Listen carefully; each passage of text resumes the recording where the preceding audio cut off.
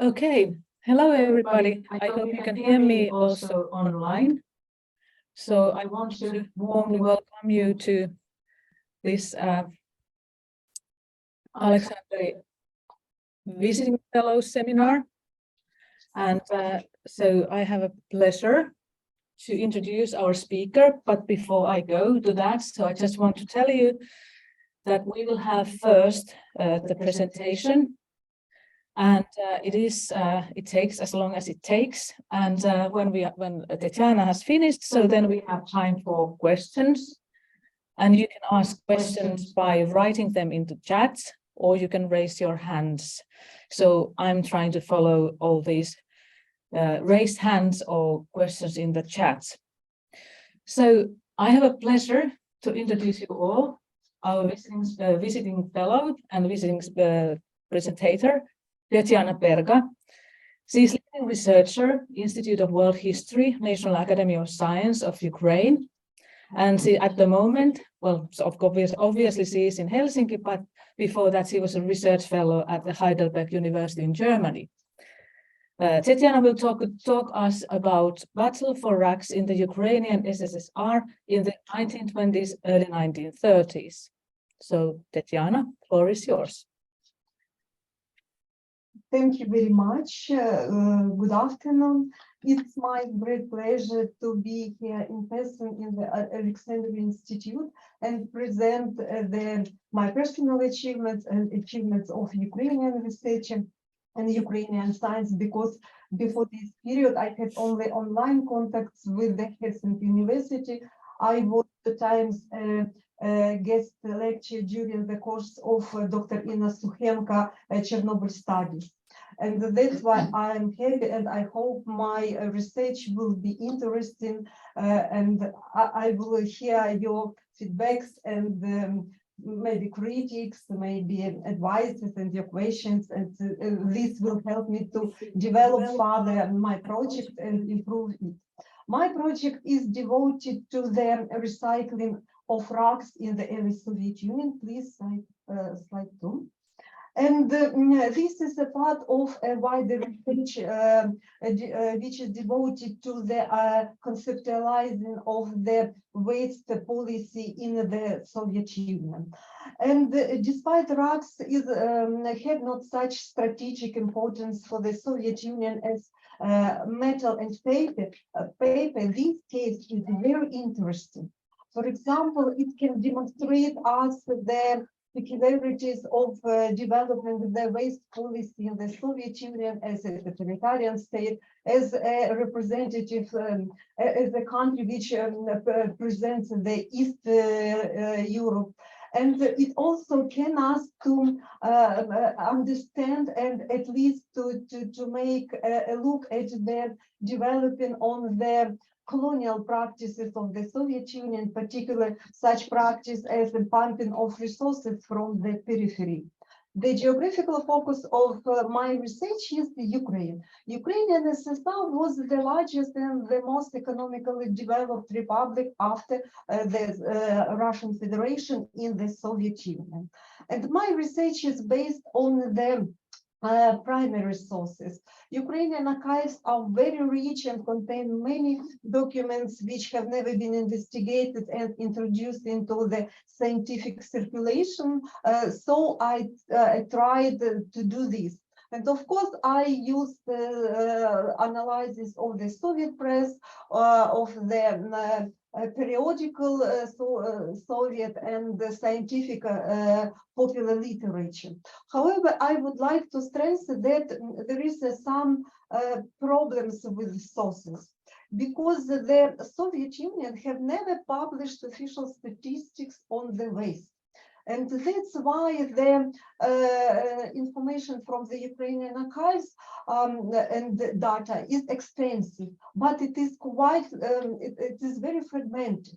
And that's why I try to generalize some trends which allow us to understand the situation and the hypothesis which I would like to present. And conceptualize my idea, I used the methodological framework based on the idea of waste regimes proposed by the Hungarian researcher Zsuzsa. Based on this methodological approach, I conceptualized the period between the First World War and the Second World War, or 1920s and 1930s, as the Soviet early Soviet waste regime. And this regime consisted of two parts, 1920s and 1930s. And these were very different periods and very different practices. And in my research, I will focus on the period of 1920s. The next slide, please.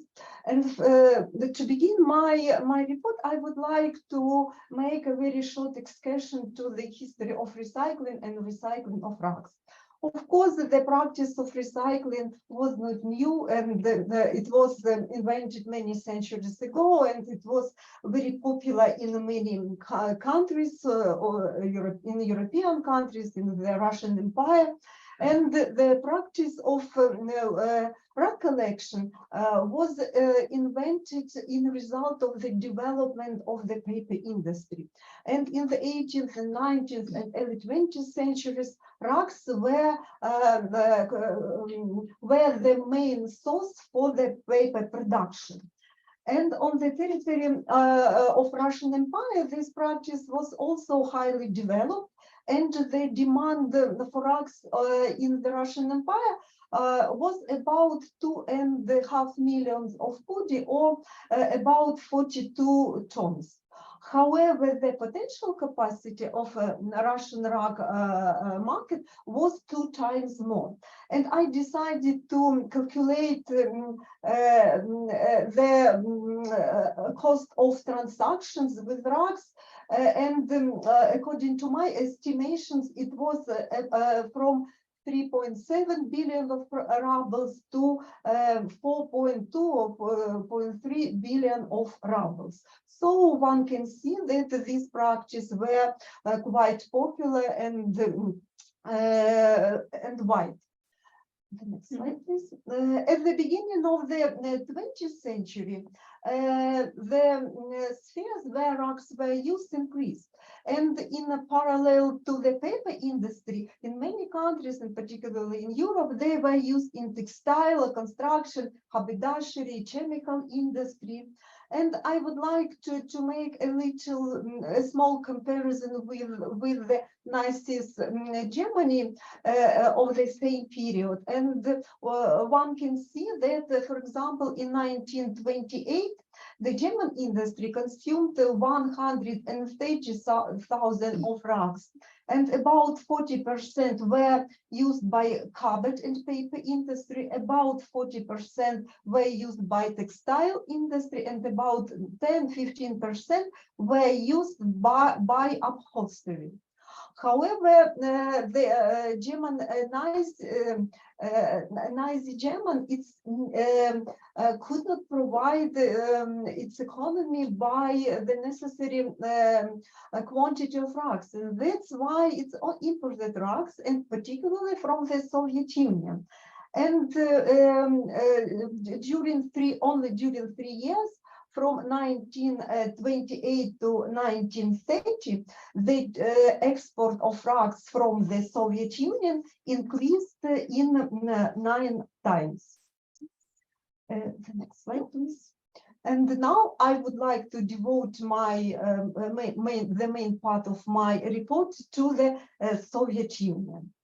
And in this context, I would like to disprove the popular idea that rugs recycling started in the USSR only after the Second World War, during the Cold War, when the Soviet economists understood that it's possible to use them for the production of commodity.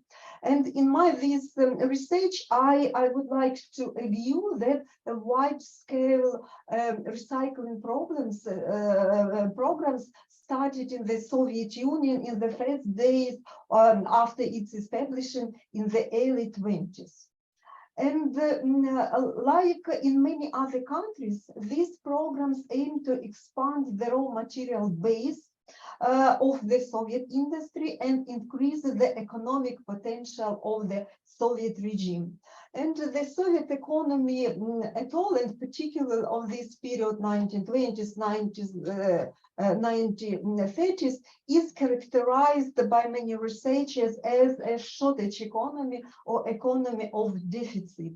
That's why, and after, in result of the First World War, the Russian Revolution, the civil war in Russia, the Russian economy was destroyed. And of course, the Soviet government needed many different sources for its recovery.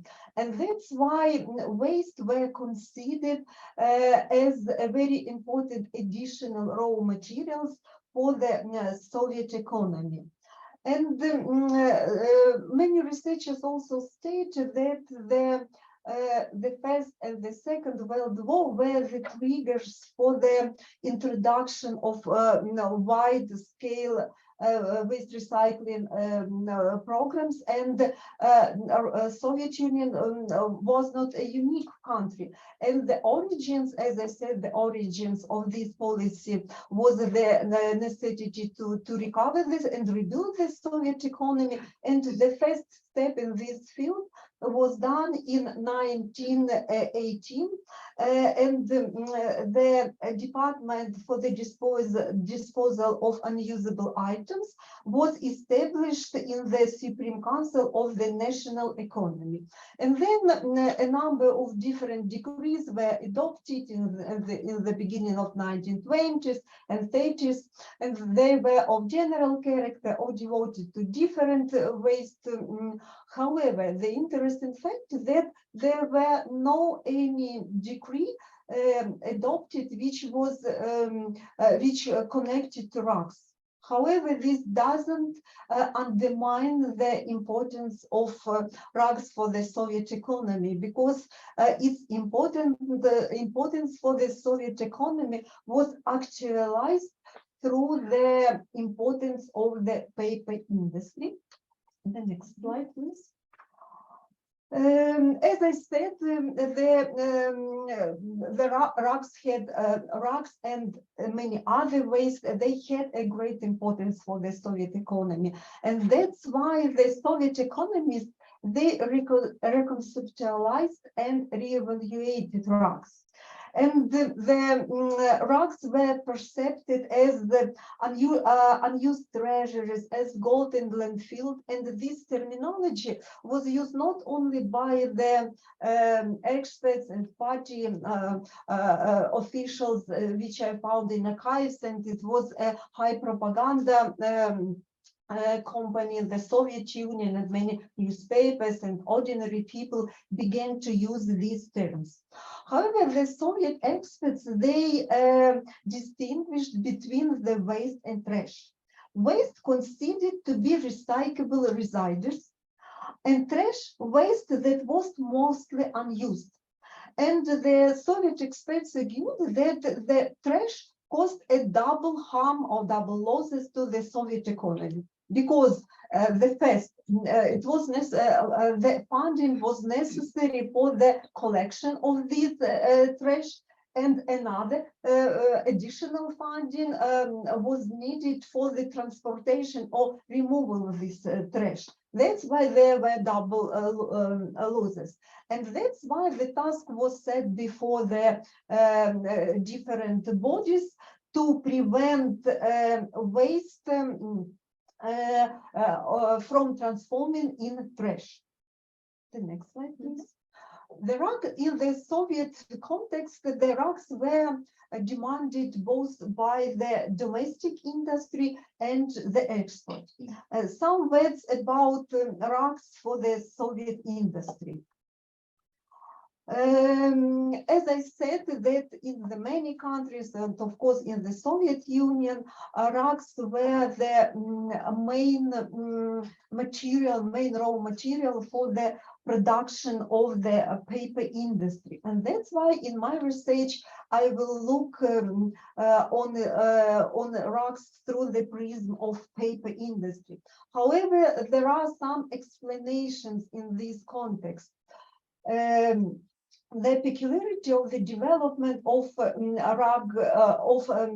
paper industry in the Soviet Union of 1920s and 1930s was, of course, the using of new technology, which based on the using of pulp and cellulose for the production of paper. However, these technologies were not highly developed. And for example, for the 1 ton of white paper, it was necessary to use about 90% of pulp or cellulose. However, even on the territory of the Russian Federation, in 1920s, there were only 40% of cellulose. And that's why this fact demonstrates that another percentage should be replaced by other materials. And the territory of Ukrainian Republic was had not enough resources of pulp and cellulose.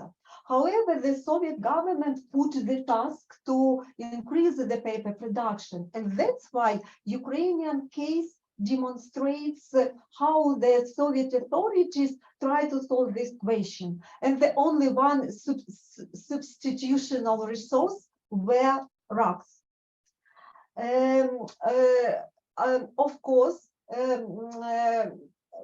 in the Soviet Union, another branches of industry were developing, such as haberdashery, construction, chemical industry, and they, of course, theoretically, one can suppose that they had to use also rugs, for example, as in the case of Nazi Germany. However, the case of Ukraine demonstrates that this statement is not true, because in Ukraine of 1920s, the textile industry, the chemical industry, they were not highly developed. I mean the state industry, and only small pieces, small volumes of rugs were used by artisans, and artisans were small enterprises who produced the commodities. But I suppose that the quantities of these rugs used by artisans were so small that they are not manifested in the archival materials, and archival materials only contain information about rugs for the paper industry. And when I started to do this research, my initial idea was I think that many people as me imagine the textile industry should use rugs, it's natural, but I found that textile industry of Ukraine was not developed at this period, and the technologies were also absent. And these textile enterprises, they had many their own waste rugs, and they didn't know what to do with their own waste. That's why they needed additional rugs and additional waste from the waste collecting companies. The next slide, please. I would like to continue explain the context of the domestic industry. In this context, I would like to say that the Soviet regulatory bodies, they put a very ambitious task to increase the paper production and to develop the paper industry, because even the one of the first degrees of the Soviet authorities adopted in 1918 was devoted to the paper industry. And comparing to the Russian Empire, the task was set to increase the paper production from 3.2 kilograms to 5.4 kilograms, or on 70%. And of course, on this diagram, you can see that during the 10 years from 1920 to 1930, production of paper dramatically increased. And however, if to see on another diagram, we can see that there is not a such strong correlation between the increasing of paper production and between the demand of rugs. And during the last 3 years of 1920, the demand on rugs for paper industry increased only on about 20%. However, the increasing of paper production was during 10 years on 10%. And these facts allows to make a conclusion that, of course, the technologies of using cellulose has been increasing. The next slide, please. I would like to say some words about export.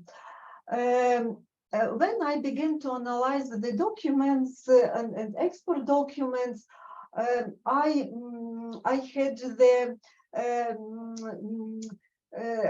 idea, and it was looked that the Soviet Union tried to sell so many items as it was possible during this period. And of course, rugs, they were not the export items of the first interest. It was a secondary export, but the export of rugs increased from year to year. And on my opinion, the idea of this was that the Soviet ruble was not highly convertible, and that's why the Soviet Union needed many currency for the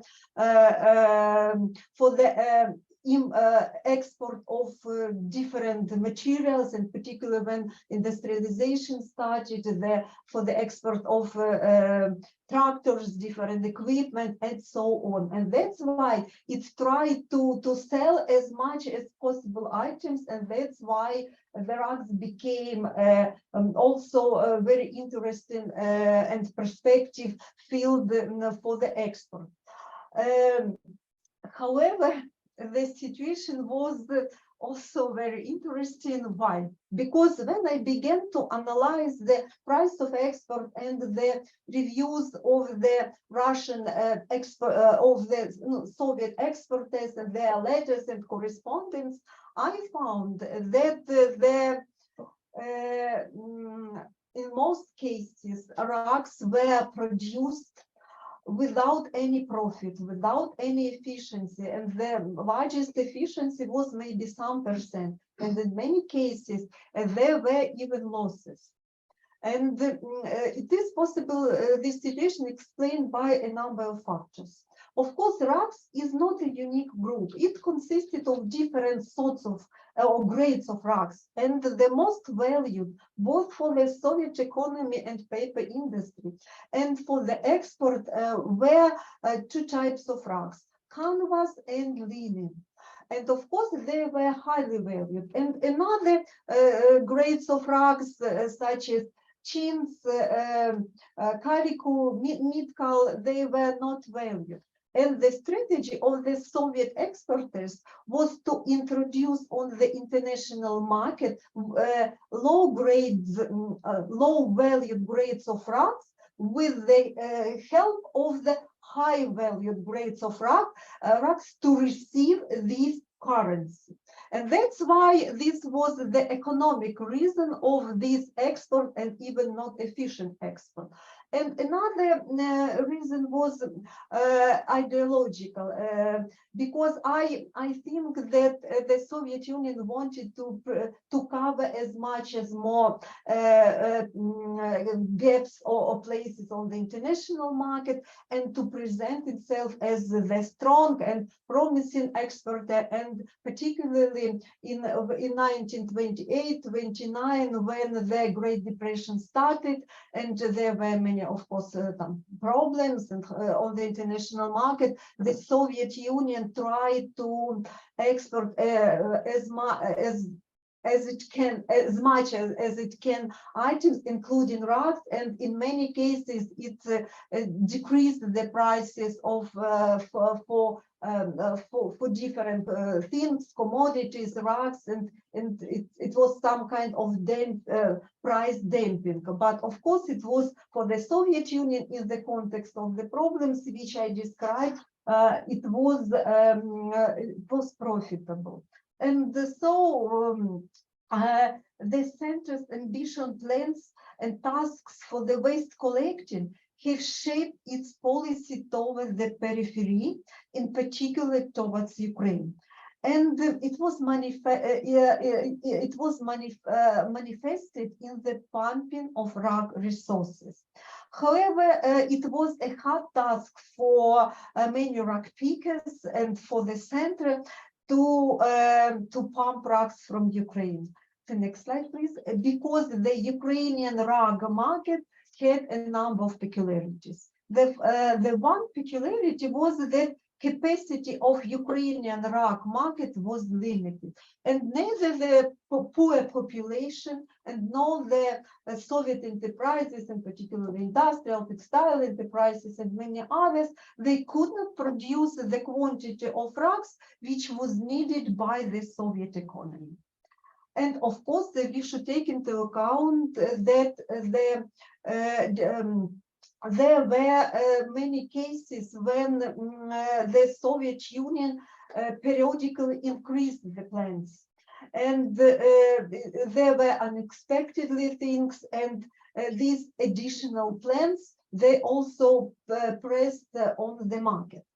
Another peculiarity of Ukrainian market was that the quality of Ukrainian rugs were very poor, and Ukrainian actors and population and industries, they produced in most cases the grades of rugs which were of the low value and on the low price. There are some reasons for this. The first reason is the weaving traditions of weaving in the rural areas. And in Ukraine, this local population mostly produced, as I said, the nitkal, chins, and cotton. And the percentage of these low valued grades of rugs was 60%, and only 40% were the rugs, the canvas and linen as the rugs of the good quality. And another feature I would like to stress that it was the period when the Soviet Union felt, Soviet economy and people felt the lack of commodities. It was a deficit of many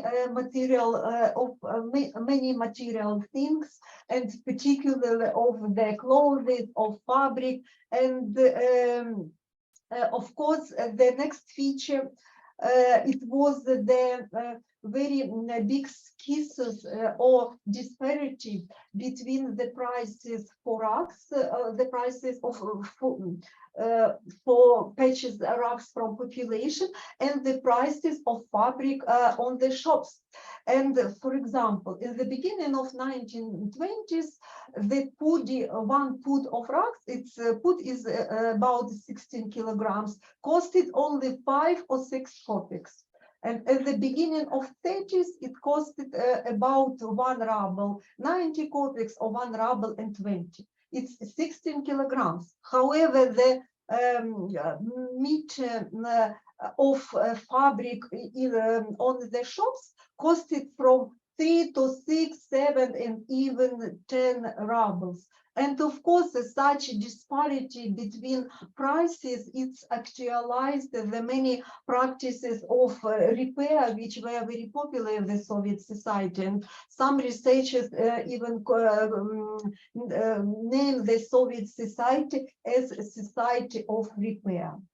The next slide, please. Some words about actors participated in the rug collection in Ukraine. Of course, this is quite conditionally schematic diagram or schematic picture, but it allows us to demonstrate us the vertical of this system and a house which existed in this system. Of course, the main customer of rugs were the Soviet or Union regulatory bodies, and then Republican regulatory bodies. And the main consumer of rugs, if we talk about the domestic industry, was the Ukr Trust. Ukr Trust, it's a Ukrainian word papier. It was a Ukrainian branch of the Soviet all Union paper trust, which was boom trust. And that's why it absorbed 90–95% of all rugs collected in Ukraine. And as for the main actors of rug picking, I can determine the 3 levels. And on the first level, there were 3 big companies. One was state company, the Stork, and 2 other were private companies, Ukr-Utilsbir and Rusavtorsк. And the second level were many subcontractors and many humanitarian organizations, particularly Red Cross. They participated in rug collections, and there were humanitarian organizations of the consumer cooperation, RTLs, different. And on the the third level, there were grassroots rug pickers. However, in my imagine from the analyzing of archives materials was that in 1920s, almost all enterprises, artists, almost all people tried to collect waste and sell them to these companies and to receive money. And I even found information then some banks, they organized artists and collected particularly rugs. And it was surprising also for me. And the peculiarity of this system was that it was, of course, it was decentralized, and it was some house, and there were no clear subordination of these actors, and they, despite there is some level of subcontractors, all these companies can concluded contracts which is other and be subcontractors of each other. And the next feature is that all these companies, and even private, they had to fulfill the plans of the Soviet economy and the Soviet regulatory bodies. They could not work on their own interests. And that's why they worked only for the interest of the Soviet economy. On the next slide, please. Some words about methods of waste collection. Of course, they differed in the rural areas and in the urban areas. In urban areas, there were picking up of rugs from landfills, from residential complexes, from different enterprises, and some in many cities waste collection points were established. However, in 1920s, the main source of production of rugs were peasants, were rural areas. And in the rural areas, the waste were mostly collected by so-called, no, if it's possible to call these people guest collectors, they were some kind of retail peddlers, or in the Russian Empire, they called korobeiniki. And this practice, Soviet authorities took from the Russian Empire, and we can see some continuity of this practice. And in most cases, this practice was also not the concrete patches of rugs for money, but exchange on different haberdashery. And when I wrote the descriptions of this Karabenki, how they did this in the late 19th century, and in documents how it was in 1920s, it was almost the same situation. The next slide, please. The limited capacity of rugs on the Ukrainian market led to the sharp competition between main actors. And in most of cases, these actors became not only partners, but also competitors. And of course, archival documents, they didn't contain information about direct clashes and direct physical battles of people for rugs. However, there are many cases of unfair business or unjust business practices. And it is possible to determine the increase in prices for rugs, the corruption, the litigation, the creation of bonus system, and I will describe some practices. The first practice, very popular, was non-compliance with the established practice prices for rugs. The season of rug collection, it was restricted, and it was from the spring till autumn. So it was a very short season. And every year at the beginning of the season, main actors, they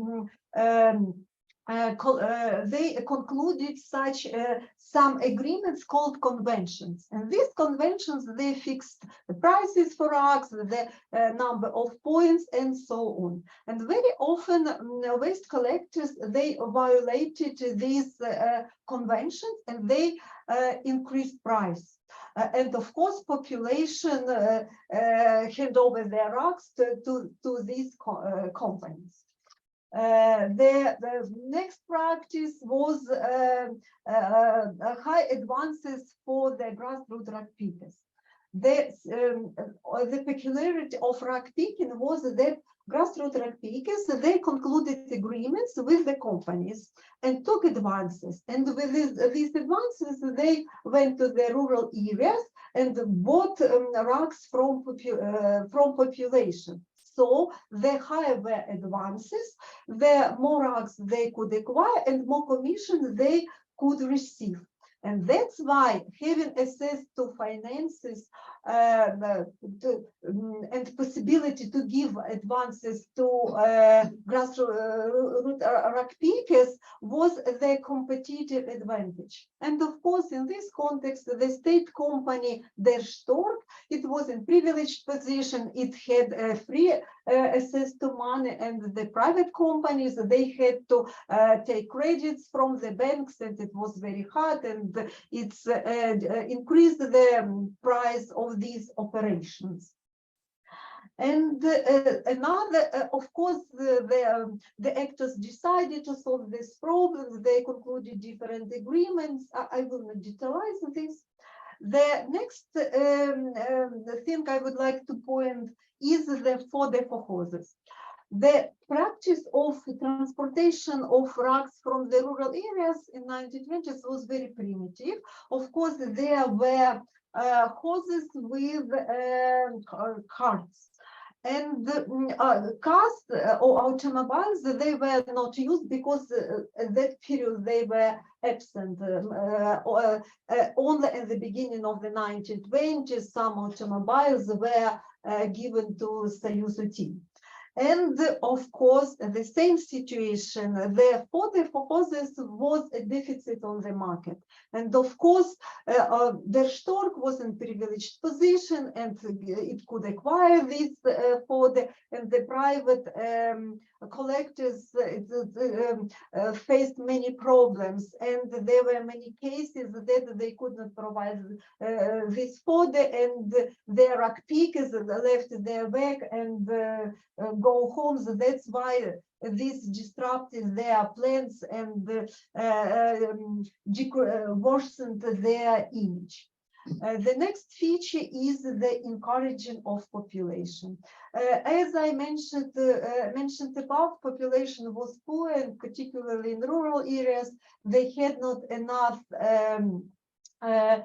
money access. They had not enough access to the commodities, to the land, and they did not want to hand over of their rugs, of their clothes, which transformed to rugs.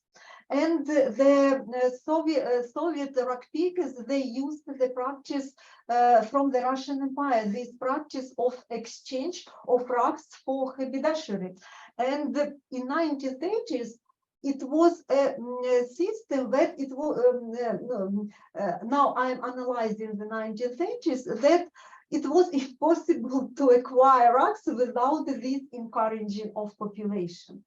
And of course, the Stork state company had access to this funding, and of course, it was in privileged position. And the fund of this encouraging consisted of such commodities as notebooks, writing paper, envelopes, threads, needles, shoes, cheap sweets, and so on. And the last practice, which I would like to briefly discuss, it was the bribing and lobbying of the interests of these companies. Of course, there are no information that in the archival documents that this is bribe and this is lobbying.